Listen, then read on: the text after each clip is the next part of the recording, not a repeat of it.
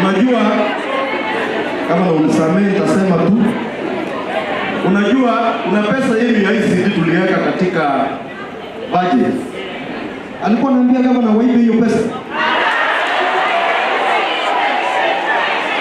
Gavana akakataa. Akasema pesa ya walimu wa ICD siwezi kufanya nini? Sasa wakati alikataa, ndio maana mnamuona amekimbia huko nje kulialia kama mtoto. Sisi tunaambia gavana asimame na hiyo msimamo ya kusaidia wananchi. Kama ni pesa ya walimu, alipe nini? Huyo mwizi afanye nini?